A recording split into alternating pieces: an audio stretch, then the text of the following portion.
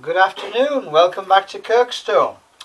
We don't do afternoon videos very often because it's normally something I do first thing and then I concentrate on the garden. But I wasn't able to do that today. I've been working on the greenhouse all morning, so apologies if I'm a little bit scruffy. These things happen. But to business, we've got a new haul, small haul I think, from my good friends at PlantLifeCactus. So, without wasting any time at all, let's see what the PlantLifeCactus people have sent. Right then. Well, in the first box here, and there's two boxes came, arrived sellotaped together. Very sturdy boxes, we like them. I think they would withstand quite a lot of damage in the post, which they need to. And in this first box we have a lovely specimen of a, oh no, that is nice. A nice, big, healthy, chunky specimen of one of the Kelly Griffin aloe hybrids, and this one is a real monster. Beautiful, beautiful plant. This is a hybrid that resides under the sobriquet, the name of DZ, or for our viewers watching in American, DZ. So this is aloe hybrid DZ. Lovely, lovely plant. It's a pale, light, almost a lime or a grass green with yellowy pinkish tubercles on both sides of the leaves and these fantastic pink teeth all down the margins of the leaf and also the terminal spine. And although you can't see it very well on the video, if you see a magnified photograph, when I put the pictures of DZ up on Facebook and Instagram, you'll see that the teeth actually have a very minute yellow edging. Quite amazing, really. Aloe DZ from PlantLifeCactus. And we also have a little plant here. Oh, now this is exciting. This is a really exciting plant. And this is a plant I've been looking for a long time. And this is a small specimen of a plant which eventually grows up to about 12 inches high, clustering. Now, it may look familiar, or you may think it looks familiar, because it resembles very strongly a plant you may know as Aloe variegata, the partridge-breasted aloe. But this isn't Aloe variegata. This is one of the triumvirate of species which have recently been separated out from the aloe genus. So in other videos I've talked about how Haworthia has been split up into Tulista, the true Haworthia, Haworthiopsis and others. In the same way, when the botanists started looking at the genetics of the genus aloe, it was discovered that aloe was polyphyletic. Well, all that means is the plants in the genus do not have a common ancestor. And if a genus is identified as polyphyletic, then the plants in it may not be completely related. So the very large tree-growing aloes were split off into aloedendron.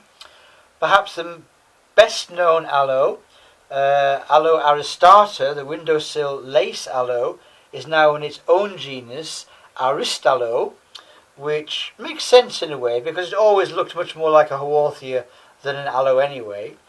And the three aloes which were once in the Cerulata group, so the three members of the Cerulatae, are Aloe variegata, the very well known one you see on windowsills all the time, this plant, Aloe sardiniana, and another plant called Aloe dinteri. Now in the fullness of time, I believe that those three plants will be subsumed into one species and will become one species and two subspecies, because the three species are not conterminous. They don't live in the same place. Each one lives in a different part of South Africa. So Aloe variegata lives in the very southern part of South Africa. Aloe sladiniana, this little plant, lives in the Namibia and slightly north of that area. And the third member of the triumvirate, which is Allodinteri, lives to the very far north. So really you could say that those are one species that have become segregated by geography and have developed their own characteristics. But genetically they're very, very close, very close. And the interesting thing is they're actually closer to some members of the old Haworthia family than they are to other aloes.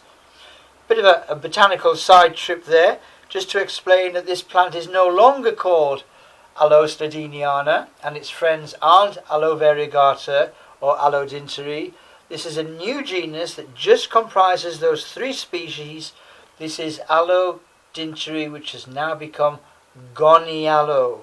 So the Gonialoe are those three striped, tiger-striped species, you might say, which have that lovely dark green epidermis, freely clustering. So this one is just starting a little raft of babies there, or pups, I think you're fond of calling them in America, and no longer an aloe, Gonialoe sladiniana. So I've been after that plant for quite a while.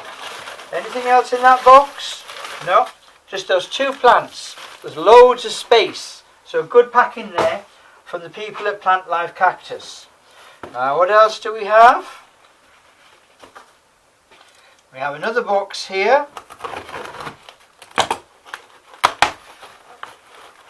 And in this box, high quality sellotape means I can't get straight in.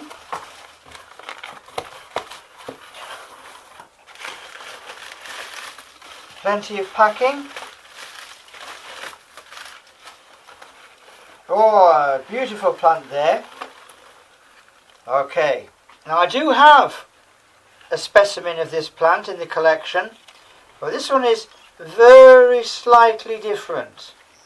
Okay, so the same taxon in theory, but this one's a slightly different shape, but an absolutely beautiful, beautiful specimen of one of my very favourite plants.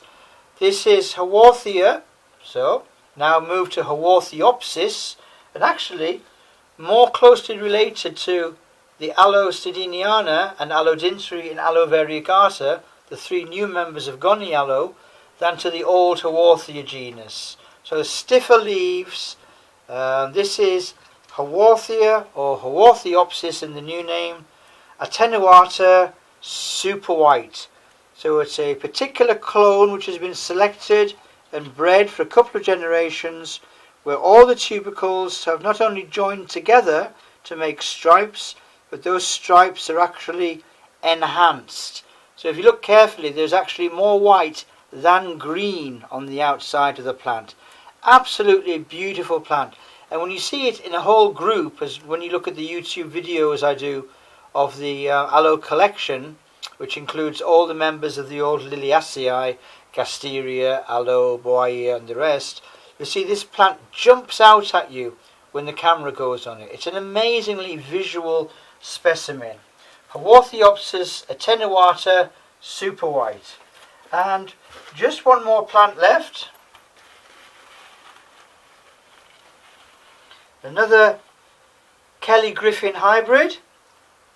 And this is another lovely green plant with pink cerulate edges, so toothed edges down the margins of the leaves. And this is a Kelly Griffin hybrid called Bright Star. So it looks a little bit like other Kelly Griffin hybrids from the same generation, a little bit like Christmas Carol, a little bit like Shark God, a little bit like, what else is there, DZ, which we saw earlier, a little bit like Cleopatra. So all of those smaller species which have Aloe rauhii and others as common ancestors have an overall morphological similarity, but they all have fine difference as well. So they make a great collection. And sometimes people say to me, oh, there are so many cacti, there are so many succulent plants, I don't want to collect a little bit of everything. Because right now there's an awful lot of really high quality material around, when I first started collecting cacti and succulents, you bought what you found because there wasn't much stuff about. But now there's a lot of stuff, so it really is a matter of the buyer's market. And one of the things I think you really could specialise in very usefully are these fantastic Kelly Griffin aloe hybrids. They really are, and they're a good investment as well. If you look at the prices some of these plants are going at on the internet, on eBay, you're talking about £25–30 in lots of cases. But if you're a shrewd buyer, you can often pick them up for £5 or £6, as I did from my friends at PlantLifeCactus here. So there you go. This is Aloe Bright Star, and we also have the wonderful Gonialo Sladiniana, and we have the fabulous Haworthia attenuata, Haworthiopsis attenuata super white, which I notice is offsetting very nicely. And then we also have this beautiful, beautiful multicoloured Kelly Griffin hybrid, which is DZ. Okay, so 4 really high quality plants from our friends at PlantLifeCactus. I'm wondering whether I should start giving people stars. Well, I don't think I could fault that. It was very, very well packed. 4 beautiful high quality plants, and ultimately I don't have any criticisms or any advice I could give the people at PlantLifeCactus. So I think that's a straight 10 out of 10. Couldn't do better. Keep up the good work is what the school report says for the PlantLifeCactus people.